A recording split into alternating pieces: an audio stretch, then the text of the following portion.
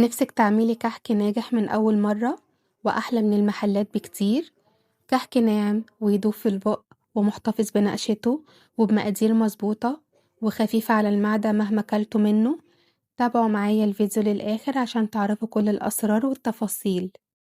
أنا هنا هشتغل ب2 كيلو دقيق، وانتي تقدري تقللي الكمية أو تضعفيها براحتك. معايا هنا 2 كيلو دقيق، ومهم جدا يكون دقيق خاص بالكحك والبسكوت أو دقيق فاخر، لأن نوع الدقيق والسمنة بيفرقوا جدا في نتيجة الكحك.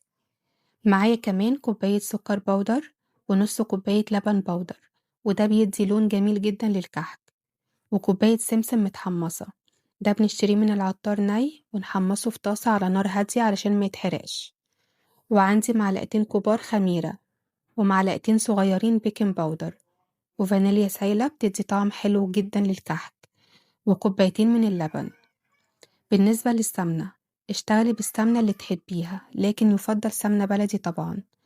المقدار بيكون لكل كيلو دقيق نص كيلو سمنة لو بتحبي الكحك ماسك نفسه، لكن لو بتحبي الكحكاية ناعمة وتدوب في البق يبقى لكل كيلو دقيق نص كيلو سمنة زائد معلقتين كبار سمنة، وده هيديكي كحكاية طرية وناعمة جدا أول ما تاكليها. هنقسم المكونات لنوعين، مواد جافة ومواد سائلة. أول حاجة هنضيف على الدقيق رشة ملح صغيرة، وبعد كده البيكنج باودر واللبن البودرة. وهنا أنا اتلخبطت وحطيت معلقة خميرة مع المكونات الجافة، بس مفيش مشكلة خالص. بعد كده هنضيف السمسم المتحمص ونقلب كل المكونات دي مع بعض.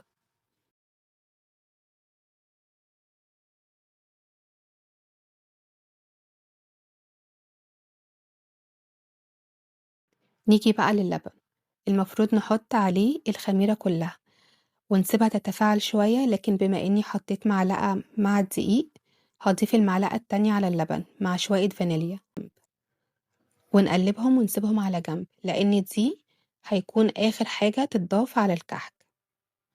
دلوقتي نيجي للسمنة. انا هعمل الكحك بالسمنة الباردة، يعني مش هسخنها، لان الطريقة دي بتخلي الكحك يطلع خفيف وناعم على المعدة.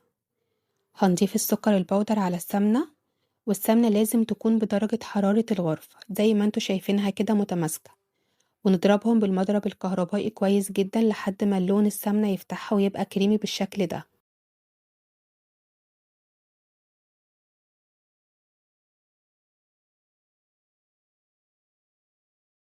بعد كده هنضيف السمنة على المواد الجافة ونبدأ نبس الكحك.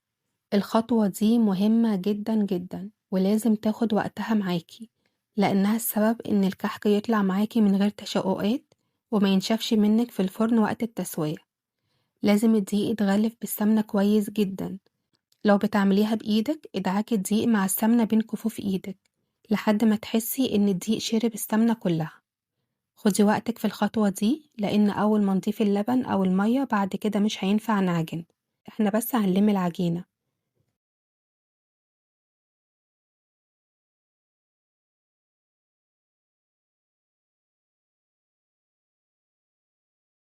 أنا كده خلصت البس، وبحب أختبر العجينة قبل ما أضيف اللبن. شايفين العجينة طرية ازاي وشاربة السمنة؟ كده العجينة مظبوطة.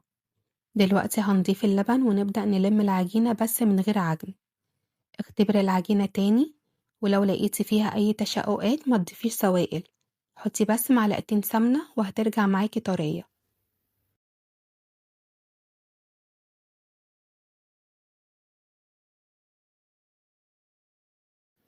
كده العجينة بقت مظبوطة جدا، طرية وما فيهاش أي تشققات. هنغطيها بستريتش أو أي غطا بلاستيك وتسيبيها ترتاح حوالي 10 دقايق. أنا هنا مش بسيبها تتخمر، أنا بس بريحها شوية لحد ما أجهز الصواني اللي هسوي فيها الكحك.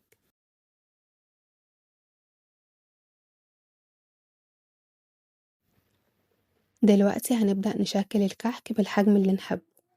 أنا شخصيا ما بحبوش كبير قوي، بحب الكحكاية تبقى صغيرة ولطيفة كده.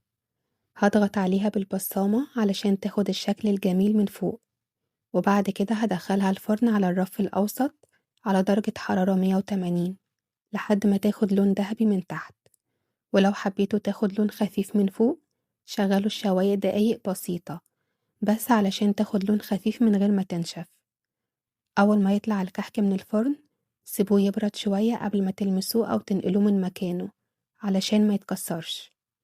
زي ما انتوا شايفين كده الكحكاية ناعمة ودايبة وبتتفتفت أول ما تمسكيها.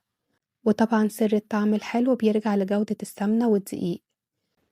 والريحة بقى مالية البيت كله، وحاسة فعلا بأجواء العيد ولمة العيلة الحلوة بتاعت زمان. كل سنة وانتوا طيبين، وأشوفكم في وصفة جديدة إن شاء الله. وما تنسوش اللايك والشير لو عجبكم الفيديو.